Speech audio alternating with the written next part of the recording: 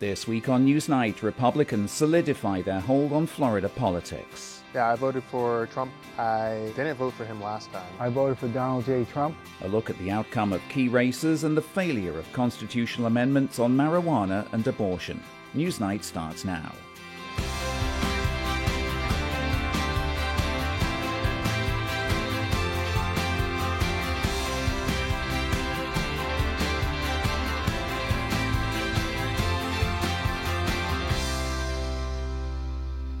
Hello, I'm Steve Maud. Welcome to Newsnight, where we take an in-depth look at the top stories and issues in Central Florida and how they shape our community. Tonight, we're delving into the results of the election here in Florida. Tuesday night was another dominant performance for Republicans in what's become a reliably red state in recent cycles. President-elect Trump easily won here, as did U.S. Senator Rick Scott. The GOP keeps its grip on the legislature, and there were no surprises in the congressional delegation from Central Florida heading to Washington. But first, let's hear a few voices of voters at the polls on Tuesday in Seminole County, gathered by UCF student journalists. I don't think Donald Trump's fit to serve in office. So it was a pretty easy decision for me. Yeah, I voted for Trump. I didn't vote for him last time in 2020, but I think I didn't like how I didn't think it was a democratic process in how they chose Harris. I didn't think it was fair. I think when Biden stepped aside, I think they should have let it go to the people. I voted for Harris. I did vote for Harris. I mean, the discussions and the debates and having mature discussions about policies, we've missed that these past 10 years, and it's time to get back to that. This isn't a reality show, this is reality. I voted for Donald J. Trump because of his stance on those two major issues, which is the immigration and the cost of food, and really because of the energy. Energy affects everything in America. And when you don't have the energy, it makes all prices go up. Well, after the dust had settled just a little bit, I sat down on Wednesday morning with UCF political scientist Aubrey Jewett to analyze a big night for Republicans in Florida. Clearly, Florida is now a red state. After the 2022 election and Governor DeSantis' big victory by almost 20 points, a lot of reporters were asking me, is Florida still a swing state? And I said, maybe, maybe not. We don't know. It's just one election. And so that just might be a one-off. But now when you see the size of the victory, double-digit victories for Trump and for Rick Scott, when you see the state legislature still has a supermajority of Republicans, when you see that Republican voter registration now is 1 million voters greater than Democrats, when 4 years ago Democrats still had a lead, you put all that together, Florida is clearly a red state for the time being. We've asked the question on Newsnight several times about the role of Latino voters in Florida.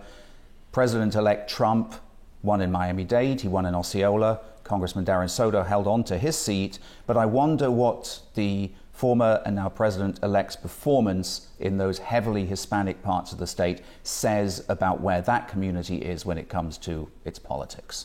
Absolutely, and that's one of the big reasons why I think Florida is now a red state. It's not the only reason, but it's one of the big reasons that Hispanics have begun to really embrace the Republican Party here in Florida and nationally. And typically in Florida, you certainly have seen Cuban Americans have tended to be a little Republican, although the second and third and fourth generation Cubans seemed like for a while they were drifting towards Democrats. But no longer. I mean, Miami-Dade is the perfect example. It seems like a lifetime ago, but in 2016, they strongly went for Hillary Clinton. Now, they strongly went for Donald Trump, and by double digits both times. So it's been like a 30-point swing, 25-point swing, something like that. And that's not an accident, is it? Because the Republicans and Donald Trump have gone after those communities, particularly Cubans and Venezuelans, very strongly during his first term and since. Absolutely. It has been a very aggressive move on the part of Republicans, charging that Democrats were socialist, highlighting some of the social issues like LGBTQ or other things, where they know that Hispanics, and particularly male Hispanics, tend to be a little more conservative.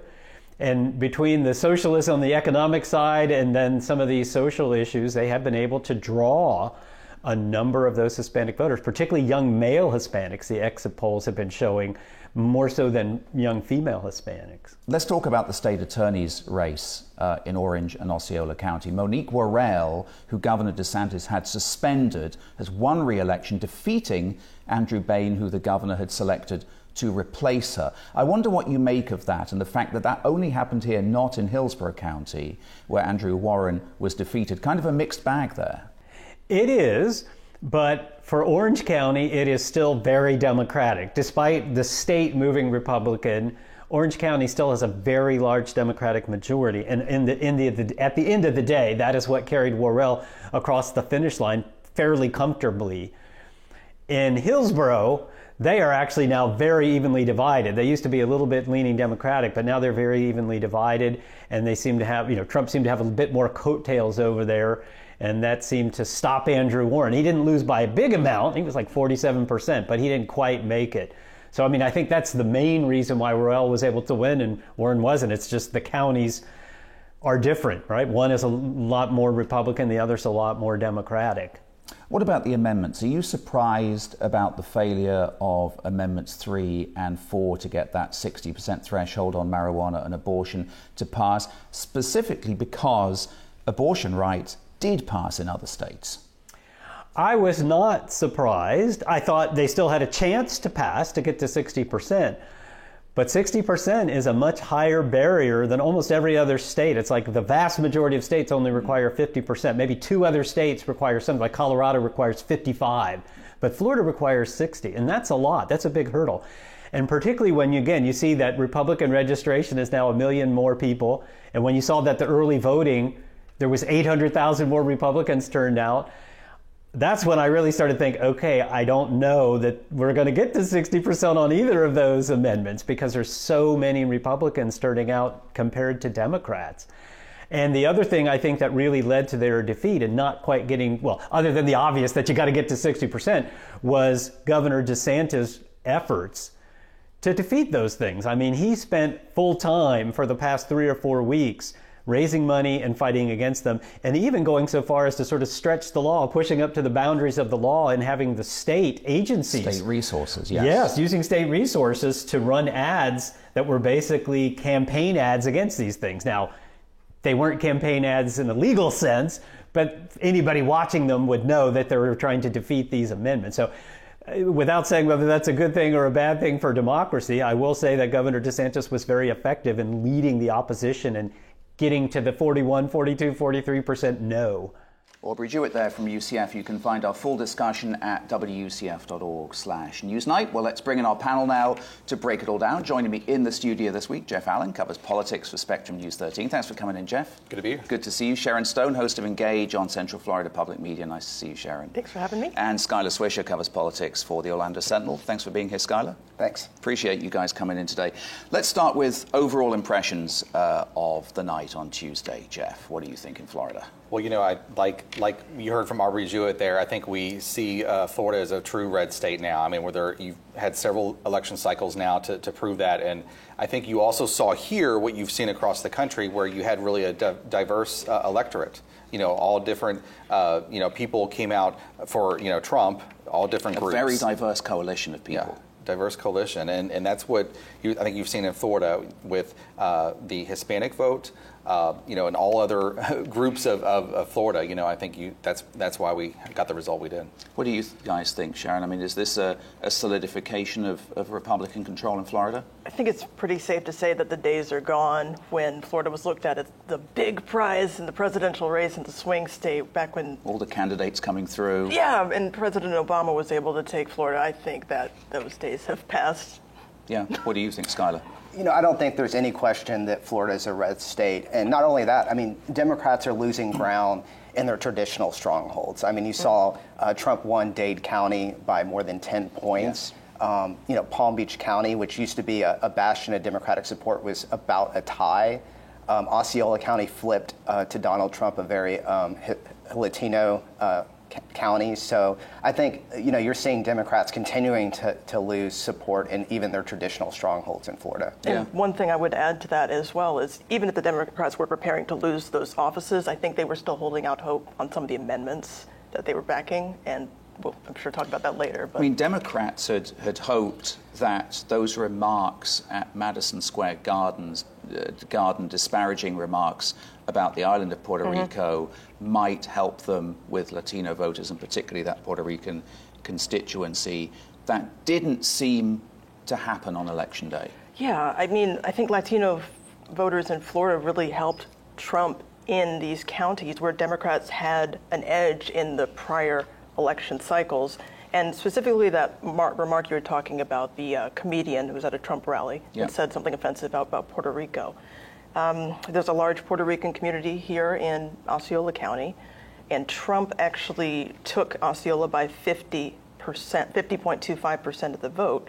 So he still won it. I do want to point out, though, that Biden took that county with 56% of the vote in 2020. So yes, there was a drop-off. Maybe it had an impact.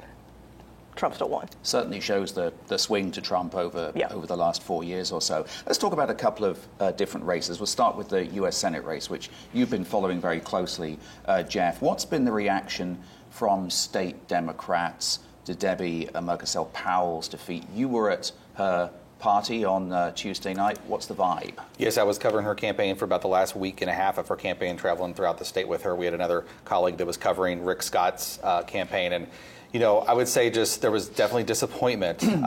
She had kind of a positive attitude and a message that, hey, we're not going to give up, in her concession speech and her remarks to her supporters there that night. But, I would say they have not really said a lot yet. In fact, we reached out to Democratic Chair Nikki Fried just the day after the election, and they weren't doing interviews yet at that point. I'm sure they will here shortly. But I think they're still in just, kind of evaluation mode and taking a look at everything, taking a look at all the numbers, what happened and what they need to do different, because obviously they need to take steps differently to move forward if they want to somehow reverse this trend. And this has been a discussion that's been going on for the Democratic Party of Florida for some time. I mean, how convincing a win do you think it was, Skylar, for Senator Scott, given how close his previous races have been in Florida?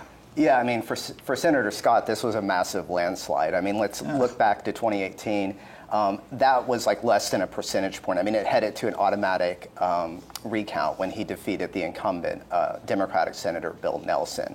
His two governors' races were like less than 1 percentage point. So to win by around 12, 13 percentage points, that's a huge victory, and kind of a reflection, once again, of the general move to the right in Florida. Maybe some coattails going on there with now President-elect Trump. Jeff, the state attorney's race, this is interesting. Monique Worrell, of course, won in Orange and Osceola, as we just discussed with Aubrey Jewett. Andrew Warren lost in Hillsborough. I mean, what do you make of Worrell's re-election, and what might happen now, given that the governor previously suspended her? I'll ask you and then Sharon. Yeah, I think you saw the voice of the people. Many people were saying that the governor was kind of taking that away from them when he suspended her because, they elected her, and obviously Orange County, as Aubrey Jewett said, obviously is still a very Democratic base of support. So she didn't win by as much as she did originally. I think she won by about 67% in her original election, about 57% this time, but still well above Andrew Bain, who was placed in her place after she was suspended. And I think we're going to have to wait and see what happens. The governor, I'm sure, will take any opportunity, I would imagine, to look at her cases. They're going to be keeping a close eye. He hasn't said anything yet at this point. He would have to find another specific reason for a suspension, but I don't think that would be unlikely. What do you think, Sharon? I'll be very interested to see that if he does do the same thing, because there's really nothing stopping him from stepping in and removing Monique Worrell again and replacing him with Bain. No surprises, really, in Central Florida's U.S. House races, I think it's fair to say, but a lot of interest in the State House. Republican incumbent in District 45, Carolina Amnesty, who you guys at the Sentinel have covered, suffered an extremely narrow defeat, right? That was amid her legal woes. I mean, remind us of those if you can, and then whether you think that might have cost her that election. Yeah, so Carolina Amnesty was the only GOP representative to incumbent to lose her seat. And she's facing criminal charges. They're forgery-related charges, and it has to do with paperwork that was submitted to the state by her family's private college.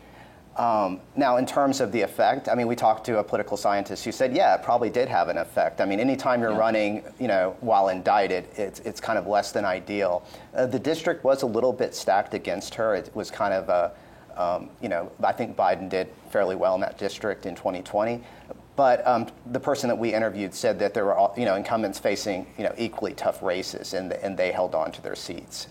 So it does seem like the criminal charges probably, played a factor in the decision of the voters there. Running with legal troubles is difficult, unless, of course, you're called Donald Trump. I mean, Republicans took back, and this was a really interesting one for me, took back District 35 this time, Erica Booth defeating Tom Keene. That was a rematch. The Democrats had pointed to their pickup, right, earlier in that seat as a sign of strength, maybe improving in Florida. You guys have covered this race. Is this a blow for Democrats? See, I'm torn. Yes and no. Yes, the Democrats flipped the seat, but that was just in January from a special election, and he took the seat that Fred Hawkins had held. He was a Republican. And like you said, Democrats had invested so heavily in that battleground district, and they did it. But that didn't carry over into the election that we just had. So yes, it's a significant blow for Dems in that the strategy didn't work in the long run, but I guess you could make an argument that no, it's not that significant because it was a very short-lived seat they held.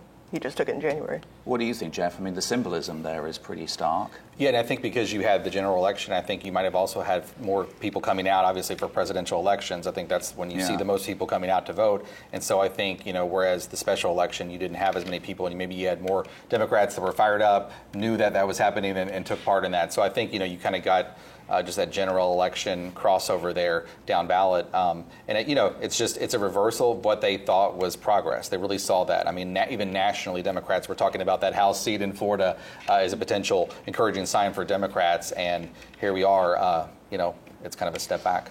So many important races. We can't possibly get to all of them tonight on the programme. We'll have more next week on commission races and charter amendments. Meanwhile, be sure to join the conversation on social media. We're at WCF-TV on Facebook and Instagram. We're also on X at Newsnight WUCF. Okay, there were some keenly watched constitutional amendments on the ballot on Tuesday as well. Amendments to make school board races partisan, legalise recreational marijuana, enshrine abortion access and repeal public financing for statewide campaigns all failed to reach 60% needed for passage, but there will now be an annual inflation adjustment for property valuations and a constitutional right to fish and hunt. So these were pretty highly anticipated ballot initiatives. Let's focus, first of all, Jeff, on Amendments 3 and 4, marijuana and abortion, respectively.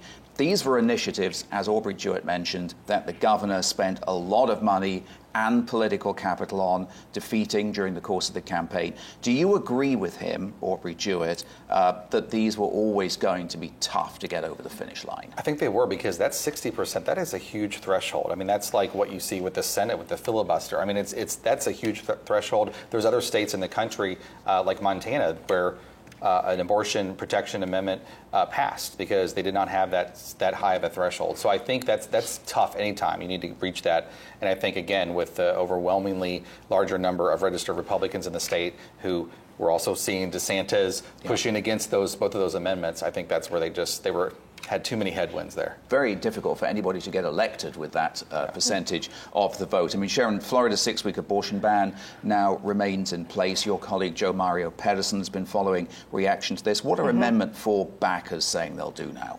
Well, I'm thinking we had another reporter who was at a Democratic party for Anna Eskamani, Maxwell Frost. You got that little blue bubble, and they were celebrating. But I remember Danielle Pryor reported, she also said that once it became clear what was going to happen with the abortion amendment, a group of people left, and they were devastated. That said, the ACLU, for example, they called the failed ballot measure a temporary loss. I was seeing the National Women's Liberation chapter in Gainesville. They are already planning a meeting to regroup and reevaluate what's going on. And getting to what Jeff was just talking about with that 60%, the Yes on 4 campaign is pointing to the fact that 57% of people said yes on 4. So they're calling on lawmakers to look at that and say, hey, the majority of people actually do want this, so you really should take that into consideration. but it's Yeah. a Republican stronghold, so. I mean, that's an interesting point, though, isn't it, Skylar, that is it possible for us to say whether abortion rights is actually popular in Florida, despite the fact that it managed to fail? I mean, Amendment 4 got about as many votes as Donald Trump did in Florida. It got 57% of the vote. Yeah. If Missouri passed theirs with 52% of the vote. And I did put this question. I talked to a couple of GOP state senators this week in my reporting, and I asked them that very question. Look, a majority of the people say they don't like this 6-week ban. Are you all going to revisit it? Yes. They said probably not. And their explanation was that they feel like some of the voters weren't aware what they were voting on. In their words, they were misled by the millions and millions of dollars of ads that were spent trying to get Amendment 4 passed. And they also made the point that, look, we have our supermajority. If the voters were upset with the job that we're doing in Tallahassee and the 6-week abortion ban, they didn't vote us out of office. So I would, I would be very surprised if the GOP supermajority legislature would revisit the abortion issue, even with it getting 57% of the vote. I mean, I think it's fair to say, isn't it, Jeff, that both sides on this abortion issue have kind of struggled to find their place and where to take this argument going forward since the Supreme Court Dobbs decision. Yeah, it's simply not. It's when you look at the kind of the biggest issue, and I think we saw from this election for most people was the economy or some level of that, inflation, food prices, housing prices, and even though abortion is a big issue, it's just not number one for a lot of people who were at that ballot box. And we saw that reflected in the exit polls for sure. We'll be getting more reaction on the amendments for next week's programme. Meanwhile, for lots of data on the results of races around the state, a reminder to visit us online at wcf.org/Newsnight.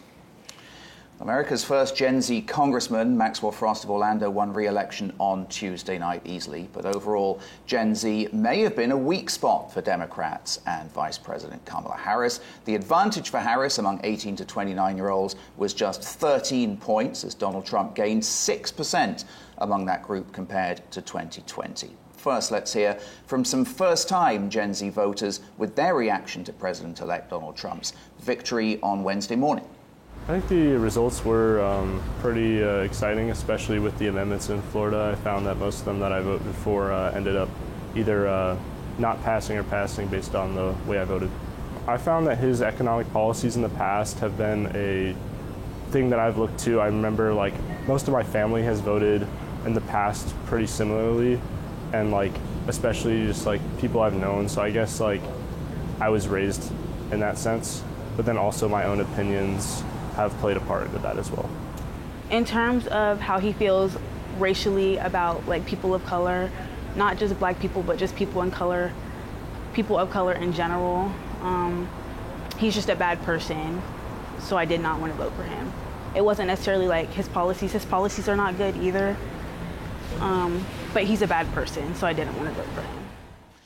Gen Z voters speaking to us on Wednesday morning. Okay, Skylar, let's break this down then. I mean, there's always been a hope, hasn't there, amongst the Democrats that eventually demographics will save the day. A younger, diversifying country is going to be good for them along the lines of, age and sex and race and all of that. What did we learn about the role of Gen Z in this election and how that might be wrong? Yeah, actually, the support, and all we can do right now is look at the exit polls, so we're trying to kind of read the tea leaves a little bit. But it looks like the support for voters 18 to 29 actually dropped off for Democrats. So, President Biden had about a 24-point advantage. That dropped down to an 11-point advantage for Harris. Yeah. Interesting numbers. I want to talk about the enthusiasm of young voters this time. But first, let's hear a sampling of first-time voters at a polling station at UCF on Tuesday. Take a listen. I voted for Trump.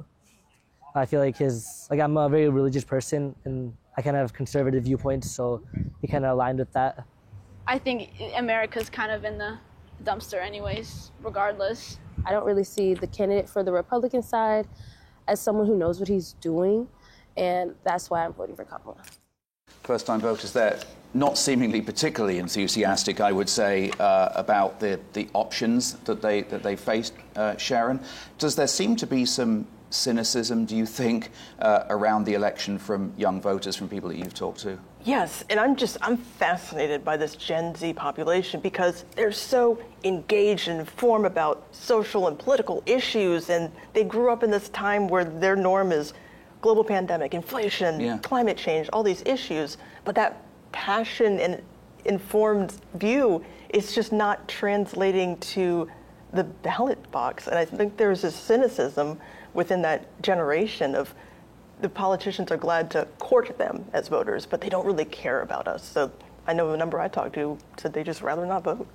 And I think there's a level of misinformation. I mean, that generation also, like, where they're getting their news from. Yep.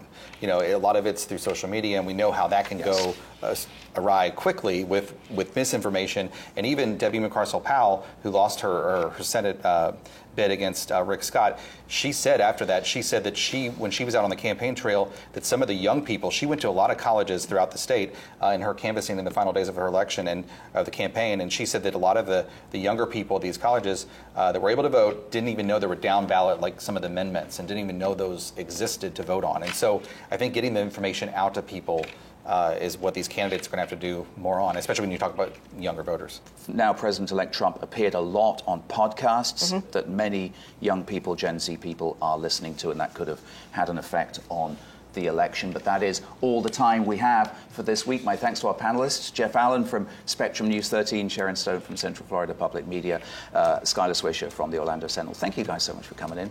Really appreciate you joining me to break down the results of an intriguing election. We'll see you next Friday night at 8:30 here on WCF. In the meantime, from all of us here at Newsnight, take care and have a great week.